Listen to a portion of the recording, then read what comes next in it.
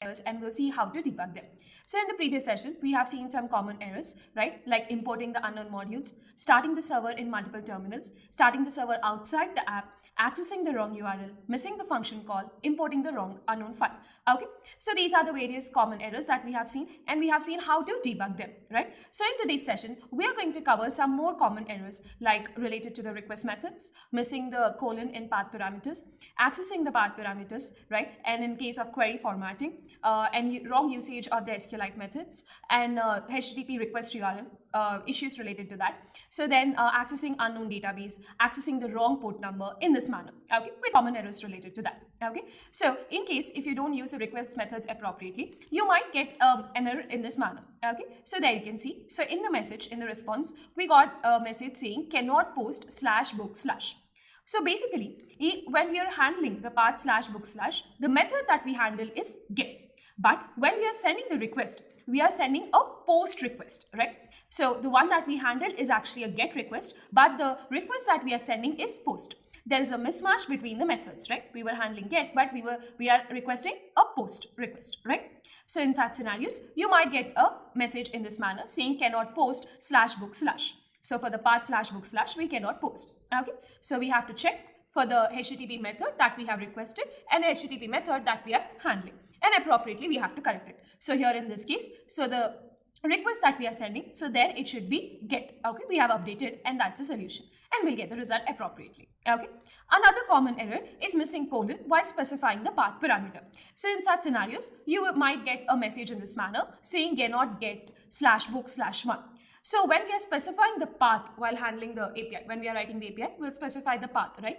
So in that case, if we miss specifying colon before the path parameter, so then the entire /book/book ID will be considered as the path. So here the book ID will not be considered as a path parameter. So for the book ID to be considered as a path parameter, we have to mention the colon. Since we have missed it, so it won't be considered as a path parameter, right? So then when we are trying to send a request to /book/1, then we will have an issue, right?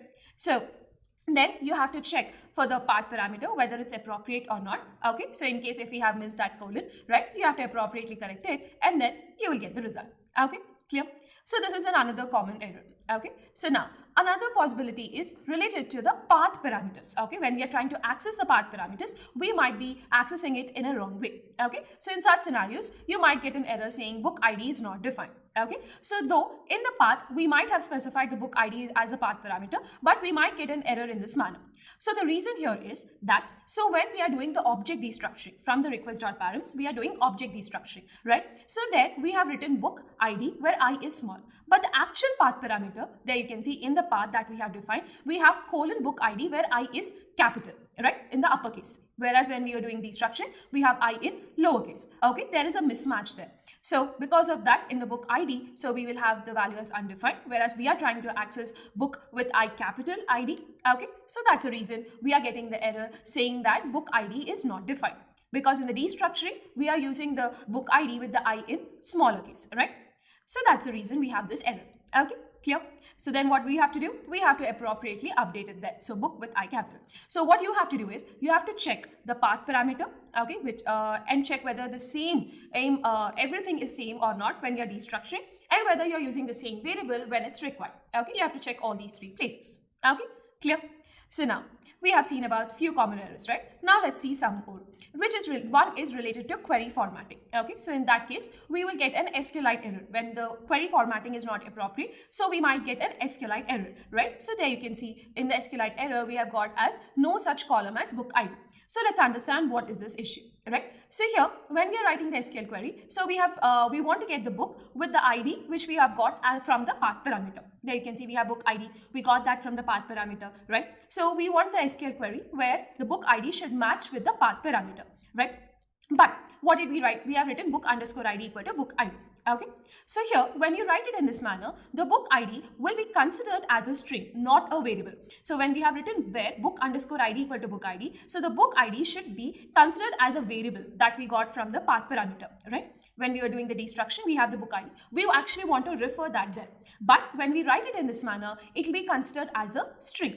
So that is the reason we got an error saying no such column book capital ID. Okay, so here what we have to do, if we want it to be considered as a variable, then we have to use dollar, and within the curly braces we have to mention the variable name. Okay, clear? So otherwise, if you don't specify the dollar in the curly braces, it will be considered as a column, as a string, right? Whereas here we want to extract the value present in the variable book ID. So for that you have to use dollar, and within the curly braces you have to specify the variable. Okay, clear? So you got this right? Okay. So now let's proceed further and see some more common errors. So some common errors could be related to the usage of the SQLite methods. As we understood the purpose of each method, each SQLite method, right? So we use all, the db.all, when we want to retrieve some data where we have multiple rows. Whereas we use the get method when we want to retrieve the data which has single row. Okay, run is used when we want to create or update data, right? So if you interchange these methods, let's say in place of all, if you try to use run method, then you might get an error in this manner. Actually, more of an error, you might get a response in this manner. This is not the expected response, right? So for get books query, so we want to get a list of books. But whereas here we got a response with stmt, and then this last id, there's changes, right? So this is not the expected response for the getBooks API. So the reason here is that in the getBooks API, so we want to retrieve the data, right? So we want to get data where we can have multiple rows. So the method that we have to use is all. But what did we use? Run. So that is a reason we got a response in this manner. Okay. So here the improper usage of the SQLite method will result in the response in an unexpected response. Okay. Clear? You got this, right? So then what do we have to do? We have to appropriately collect the SQLite method. So the SQLite method that we have to use is all. For the getBooks API, we want to retrieve the data where we can have multiple rows. So that's the reason here we have to use the all method, right? There you can see, then this is the solution and you'll get the result appropriately. Okay, so now let's proceed further and see a few common errors related to the HTTP request URL, right? So generally in the .http file, we'll mention the request URL, send the request, and we'll get the response, right? Let's see a few common errors related to that request URL that we specify. Okay, so there you can see we have a particular message saying cannot get so-and-so, right? So here the error is when we are sending the request, okay, we'll specify the URL, right? So in the URL, so after the path, we have to have a question mark. After that only the query parameters have to start, right? So the query parameters have to start with the question mark. So whereas here the question mark is missing, right? So /books/ directly we started the query parameters as limit equal to 3, right? So before that a question mark should be present. So the query parameters have to start with the question mark. Since the question mark was missing, so the entire /books/ limit equal to 3 and offset equal to 2, all this will be considered as a path, right? So that is the reason we got a message saying cannot get and the path.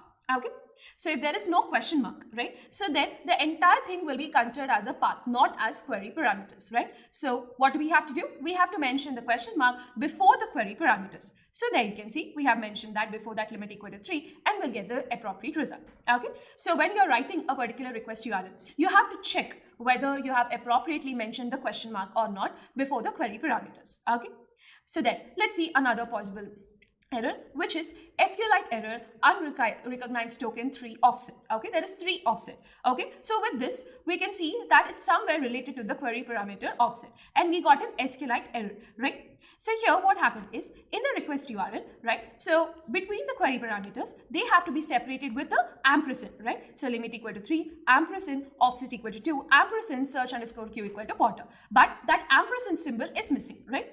So the query parameters have to be separated by ampersand, which is missing, right? So then what will happen when you write limit equal to 3 offset, the 3 offset will be considered as a value for the limit, right? So that is a reason you got an error saying unrecognized token 3 offset.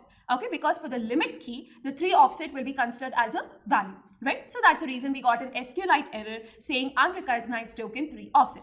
So then you have to go to the request URL and check whether we have appropriately mentioned the ampersand symbols after each and every query parameter key value pair. Okay, clear? So there you can see, right, within the query parameters itself, we have seen various possible common errors, right? So firstly, there should be a question mark before starting the query parameters. Then the query parameters should be separated by an ampersand symbol. So there is one possibility, there is that so you might have got an error saying SQLite error near comma syntax. This would occur when you try to use comma to separate the query parameters in the request URL. Okay, so generally when we want to write multiple values, so we make use of comma, right? So with that practice, there is a chance that you might have used comma to separate the various query parameters.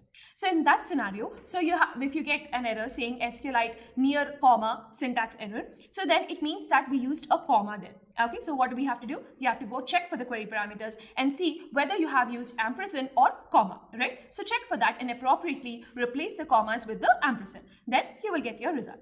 Okay, clear? So we understood this, right? Okay. So we have seen various common errors related to the request URL, right? So some were related to the question mark, which has to be specified before starting the query parameters. And then the multiple query parameters should be separated by ampersand. Okay. So if that is missing, we have seen what type of error we will get. And then in case instead of ampersand, if you use a comma, right? So then we have seen what is a possible error and we have seen how to rectify it, right? Clear? So another possible common error could be related to accessing the unknown database. Okay. So as we previously understood, when we want to run some SQL statement against a database, we can make use of the SQLite 3 tool, right? So SQLite 3 space, we have to provide the database. So here we have written goodread.db.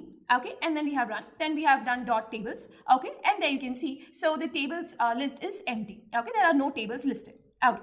So what happened here? Actually, so there are tables. There is author table and book table in the Goodreads.database. But here we can see when we have run dot table, so it's empty. So the list is empty. So the reason here is the actual database that we want to access is Goodreads.db. Okay. But when we have run the SQLite 3 too, right? So we have mentioned it as goodread.db. You can see there is an S missing.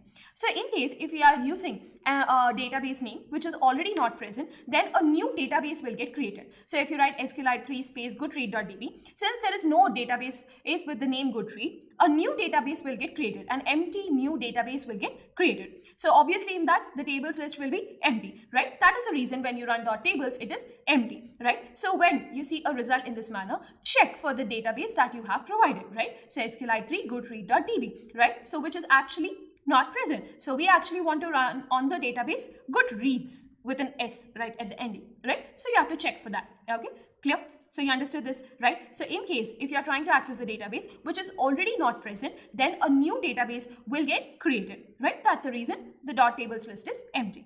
Okay. So there you can see now if you run SQLite 3 with Goodreads.db, appropriately when you do dot tables, you will get the tables as author and book. Okay, clear?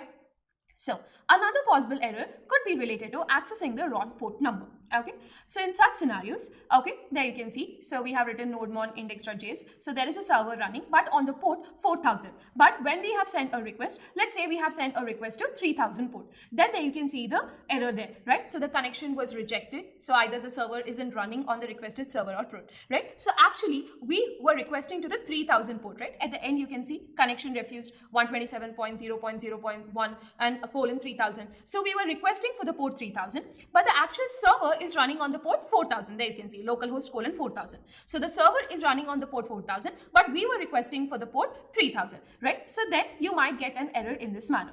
So here there are two possibilities for this type of error. So when you see this type of error, two possibilities. First thing is the requested service is actually running on a different port, as we understood. The server was running on the port 4000, but we were requesting on the port 3000, right? This is one possibility. Another possibility for an error in this manner is that the server itself is not running. The server that we are requesting is itself not running. Okay, these are the two possible cases for an error like this. So firstly, let's understand the case 1. Okay, so actually when we have initialized the DB and the server, so the server was running on the port 4000. But when we were sending the request, right? So there we have mentioned localhost colon 3000. So we were sending the request to the port 3000, but the server is running on the port 4000. So that is the reason we got that error. Okay, so then what do we have to do? So we have to appropriately update either the request or the port that we have to run. Okay, so here we are updating the request to localhost colon 4000. Then the issue will be resolved. Okay, so now the server is running on the port 4000 and the request that we are sending is also to the same port. Then we will not have an issue. So we understood that there is another scenario when we get this error. That is when the requested service is not initialized. As we understood, right? So we have to create the server instance and we have to appropriately listen to a port number, right? So if we don't initialize the database and the server, let's say we haven't called this particular method or we haven't run a node index.js, in either of these scenarios, you will get an error in this manner. Okay, so let's say we haven't called the method in initialize DB and server. Okay, so then what will happen? The DB and the server are not yet initialized. Since the server is not initialized, right? So there you can see the server running at so and so is not present, and you will get an error in this manner when you try to send a request. Okay. So the console log statement is also not present, right? Server running at HTTP localhost 3000, that line is not present. So the reason is that, so because we haven't called initialize DB and server, and then if you try to send a request to that, you will get an error in this manner. There you can see the connection was rejected. Okay, so what do we have to do? We have to call this method, okay, initialize DB and server. Then appropriately the server will be initialized and the DB will be initialized, and you can send the request. So this particular message, right, could also occur if you don't run index.js file. If you don't run node index.js, even then the server will not be initialized. So obviously, if you try to send the request, you will get an error in this manner. Okay, clear? So we have seen various cases, right? So remember that you need not memorize all of these scenarios. You need not memorize those error, and you need not do all of that. Okay, this is just for your reference that, okay, in case if you have encountered an error in this manner, so the reason is this, the solution is this. For your understanding, we have mentioned these things. Okay, so you need not memorize this. These will be available for you in the cheat sheets. So you can always refer to the cheat sheets and look for the error and appropriately refer to the video and see how to resolve that error. Okay, don't try to memorize these things. These are just for your reference. Okay, so in today's session, so we have seen various possible common errors, right? So firstly, it was related to the request methods. That is, there was a mismatch between the API that the method that we were using in the API and the request method that we were trying to use. Okay, and then the other possible common error is related to missing the colon while specifying the path parameter.